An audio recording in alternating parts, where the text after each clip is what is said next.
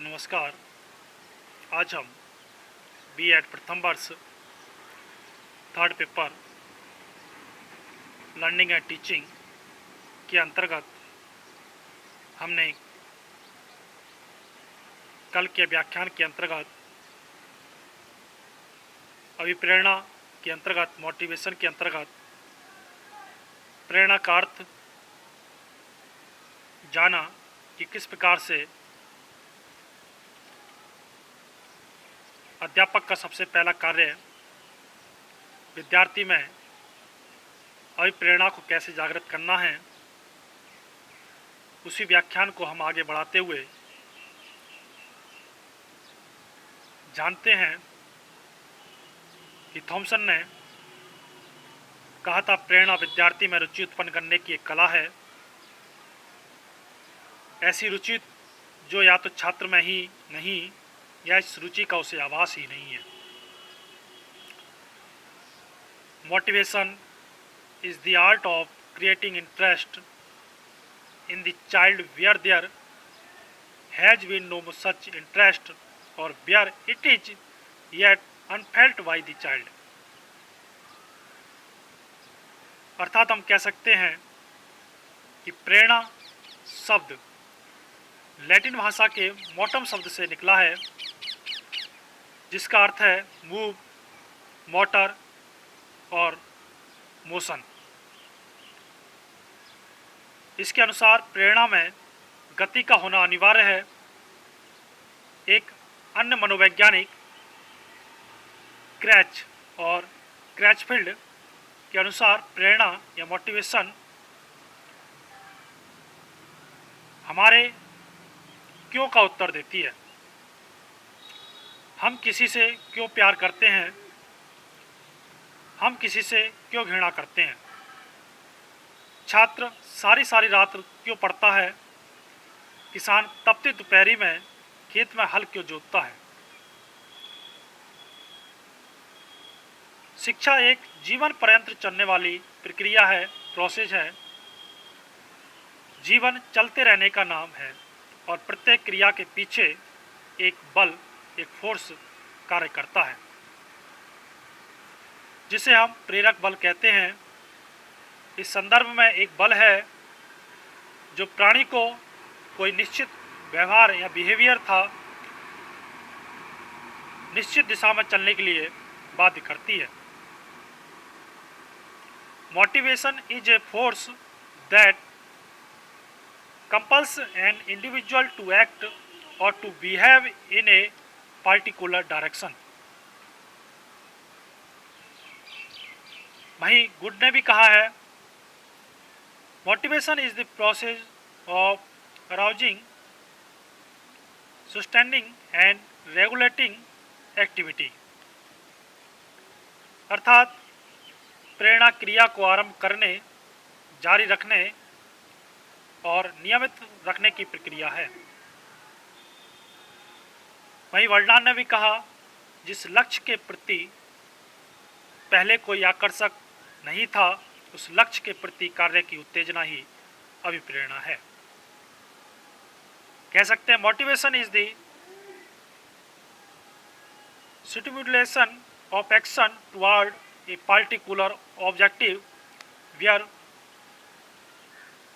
Provincially, there was little or no attraction toward the goal।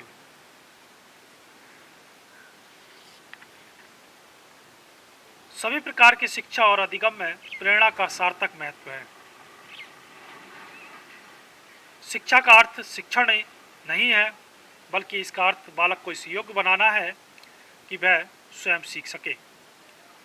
इसीलिए प्रेरणा की सफलता उन कथनों, प्रोत्साहनों, बलों आदि पर निर्भर करती है जो छात्र को सीखने के लिए तत्पर करते हैं। दूसरे शब्दों में शिक्षा या एजुकेशन की समस्या वस्तुतः बालक को अभिप्रेरित करने की ही समस्या है। एक अच्छी तरह से अभिप्रेरित बालक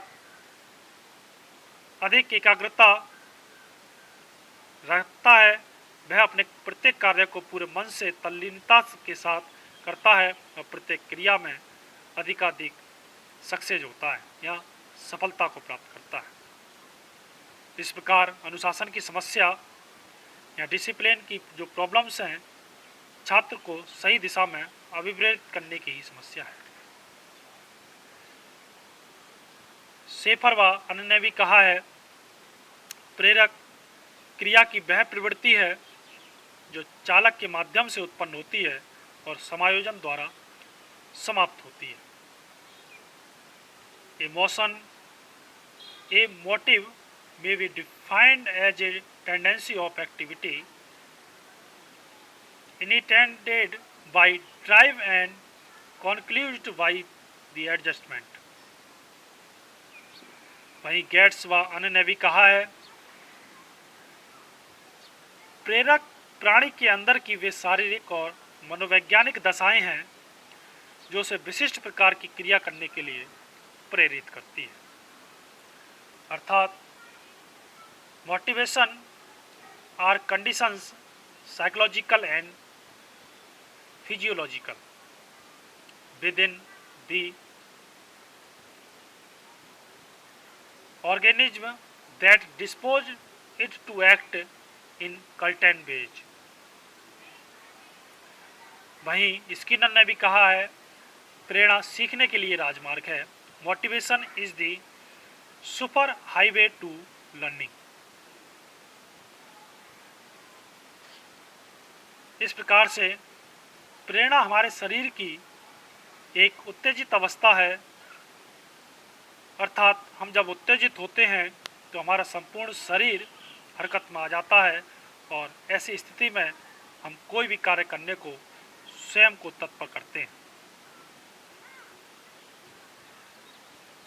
प्रेरणा हमारे व्यवहार में विविधता लाकर लक्ष्य प्राप्ति में सहायता प्रदान करती है, हेल्प करती है। जैसे थांडाई की बिल्ली पिंजरे से बाहर रखी मछली को प्राप्त करने के लिए अनेक प्रकार से पिंजरे का दरवाज़ा खोलने का प्रयास करती है और तब तक चैन से नहीं बैठती जब तक कि वह पिंजरे का दरवाज़ा खोलने में सफल नहीं हो जाती। अभिप्रेरणा शिक्षा प्रक्रिया का प्रमुख आधार और सीखने का शक्तिशाली साधन है।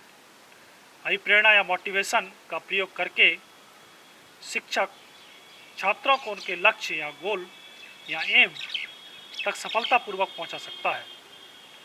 उनकी क्रियाओं को सही दिशा प्रदान करके उनके व्यवहार या बिहेवियर में वांछित परिवर्तन कर सकता है। अतः शिक्षा या एजुकेशन या सीखने की प्रक्रिया लर्निंग प्रोसेस में मोटिवेशन के महत्व को किसी भी दिशा में अस्वीकार नहीं किया जा सकता। धन्यवाद।